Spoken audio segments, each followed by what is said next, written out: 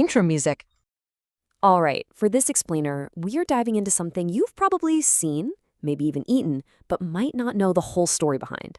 I'm talking about one of the most beloved, convenient, and honestly, surprisingly powerful foods out there, the Japanese rice ball, onigiri. Okay, so let's get right into it. This is way more than just a ball of rice, you know? In Japan, it's considered a true soul food. And hey, if you've ever had one of Taiwan's amazing fantuan, then you already get it. You know just how special and satisfying a simple rice ball can be. So let's start with the basics. What actually is an onigiri? I mean, what makes it an onigiri? Let's break it all down. So at its core, it's just cooked rice, a little bit of salt, and it's formed into a shape, usually a triangle or a cylinder. A lot of the time, it's got some kind of filling inside, and it's wrapped up in nori, which is that dried seaweed. I mean, it is the ultimate portable meal, right? It's simple, it's satisfying, and it's made to be eaten with your hands. It's been a total staple for centuries in Japan. And they come in all sorts of shapes. The triangle is definitely the classic one we all recognize, mostly because of convenience stores. But you'll see other shapes too. There's the tawara, which is kind of like a cylinder. That one's super popular in bento boxes because it just fits in there so perfectly. Then you've got the big ball or bomb shape for when you're really hungry, and even flat circles, which are perfect for grilling. Okay, so here's where it gets really cool.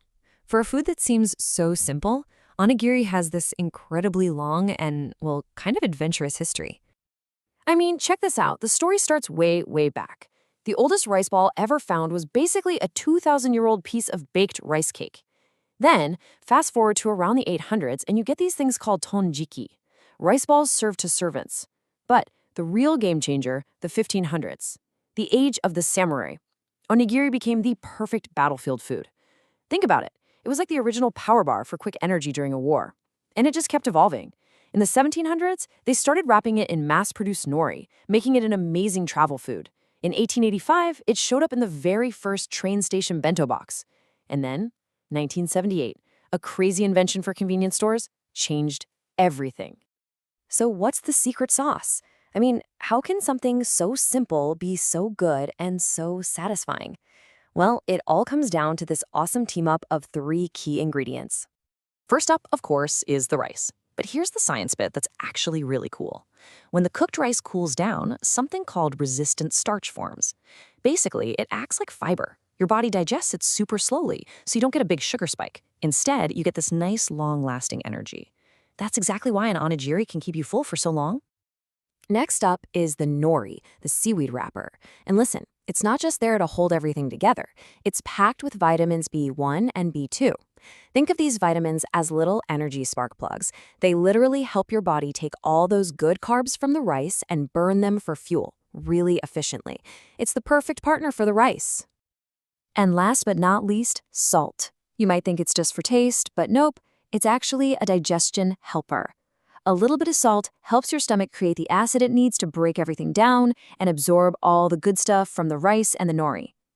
So yeah, it's not just rice. It's his perfect team of 3 working together.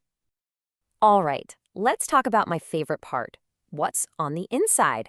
The filling is where onigiri really gets to show off its personality. This is where the magic happens. So you can put almost anything in an onigiri, but there are definitely some crowd favorites in Japan. And salmon is the undisputed king, almost half of people's top choice. After that, you've got umeboshi, that's a pickled plum. It sounds a little weird, but that sour, salty flavor is an amazing contrast to the rice. Then you've got mentaiko, which is spicy cod roe, and of course, a modern classic, tuna mayo. It's just a perfect combination. But really, the possibilities are endless. Seriously, you'll find onigiri stuffed with shrimp tempura, grilled fish, pickled greens, even natto, the fermented soybeans. It's like a blank canvas for flavors, which is what makes it so much fun.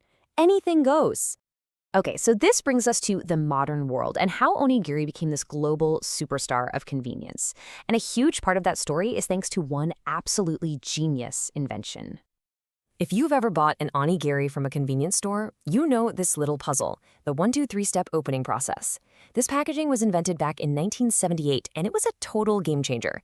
See, the biggest problem was soggy seaweed, but this packaging keeps the nori separated from the rice with a thin layer of plastic. So when you pull those tabs, it's the first time the seaweed actually touches the rice. The result? Perfectly crispy nori every single time. It's brilliant. And because of that perfect mix, it's convenient, it tastes amazing, and there are a million flavors. Onigiri isn't just a Japanese thing anymore. It's gone totally global. It's become a true ambassador for Japanese food, and you can find it pretty much everywhere, known by its one simple name, onigiri. So, when you think about it, it's come a long way, right? From a quick meal for a samurai to a global snack you can find in any major city. Onigiri has always changed with the times. So it makes you wonder, what's the next chapter for this simple, perfect food? What new fillings or forms will we see? I guess that's a story we'll all get to watch and taste as it happens. Thanks for tuning in.